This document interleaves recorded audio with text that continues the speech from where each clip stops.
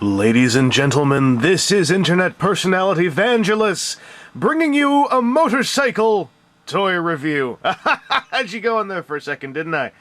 Didn't I?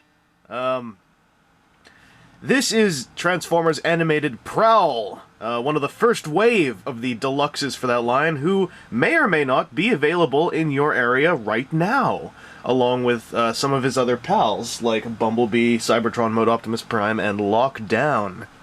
This toy is really freaking cool, I just want to say that right off the bat. And he comes with the best accessory ever, one of the first examples of found weaponry in Transformers. This is the traffic light! And probably about as close as we're going to get to an official Signal Lancer toy. Just imagine that it opens up and transforms like Mudflap from Cybertron. Just imagine. Anyway, this is a motorcycle. It's a very nice one. It rolls around a lot, has a kickstand, and he's got, this is the only animated toy with this, I think, he's got actually clear blue and clear red for his sirens, not just a solid blue or solid red light bar. So, grats to Prowl. Anyway, the transformation for this guy was apparently done by a crazy Australian designer at Takara, from what I was told, who specializes in these action-y transformations. And if I just want to gush for one moment. Okay, this thing, you push down on it, it slides up and then back down on one hinge. I think that's really cool. Now, the legs are a big thing on here. A lot of motorcycle Transformers tend to have big pieces of motorbike hanging off them. However, this guy's legs not only transform around the wheels like this, but they do it dynamically, so it's like if he was, you know, vrooming along there, and then he transforms, now he's running! Okay, how cool is that? Come on, how cool is that? I think it's cool, and I think I'm cool.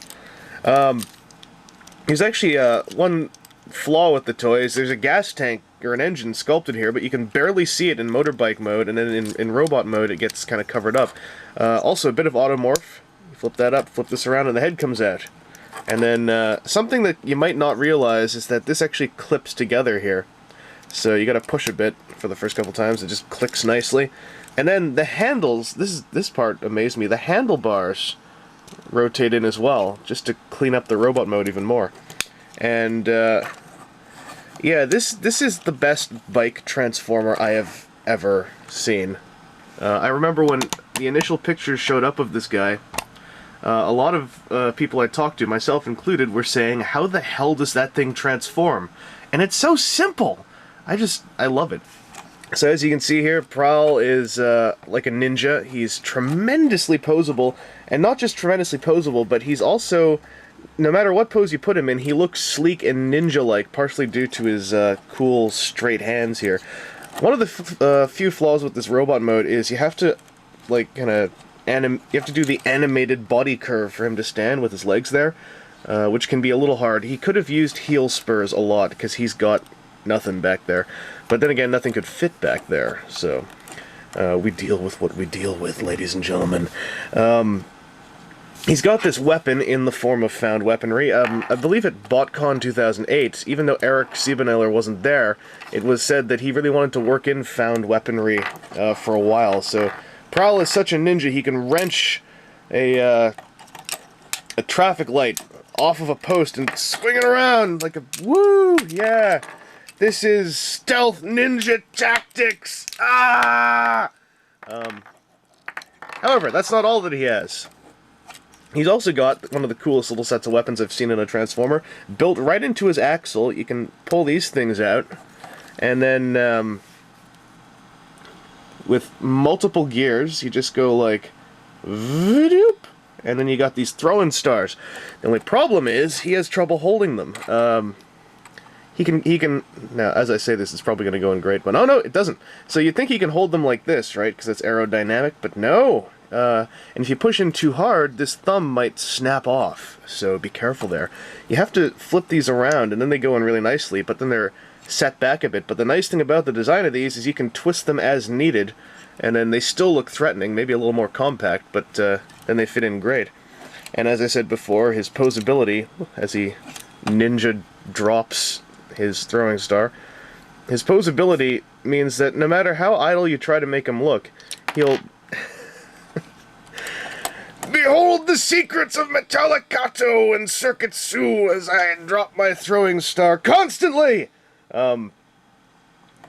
He looks like he's all ready to flip out and kill people, no matter what you do. Just he's got the set grim determination in his face, all that stuff. And something else really cool is okay, this is a little bit of fan modage, but this showed up in an episode. He has alternate leg transformations that I really like. What I mostly got inspired because of this toe joint that seems to do nothing and is not needed for the transformation.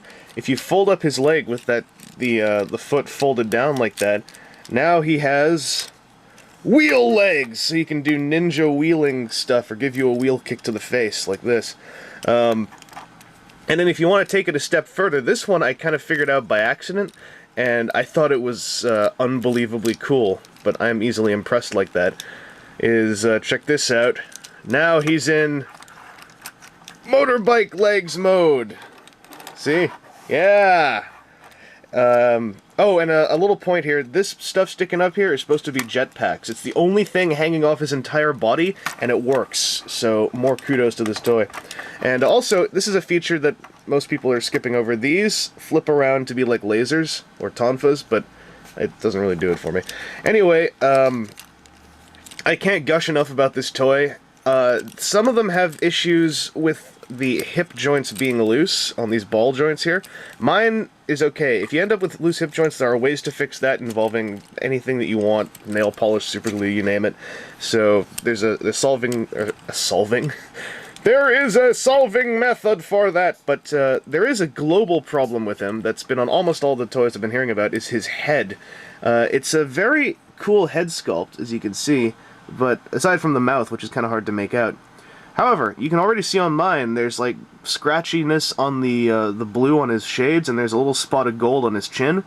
The head has a lot of paint deco on it, a lot of fine paint deco, and there's a lot of bad QC going on there. So, it's really not that hard, though, to fix if you get like a Gundam pen or something like that, or a Copic. So, it's not that bad. I don't really mind it enough to bother trying to fix it, but you may want to know about that. And unfortunately, there's no way you can check that in the package because he's in bike mode.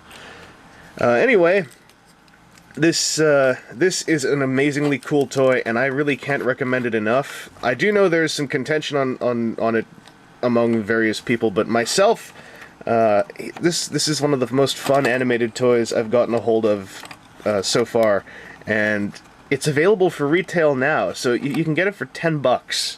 So do it. Not to give orders, just do it. Anyway, this is Internet Personality Vangelus. I hope that this review has helped you out somehow, and I'm going to I'm gonna keep fiddling with my Prowl, because he's tasty flexible, and that's how I like him. Anyway, take care, everyone, and I'll see you again later.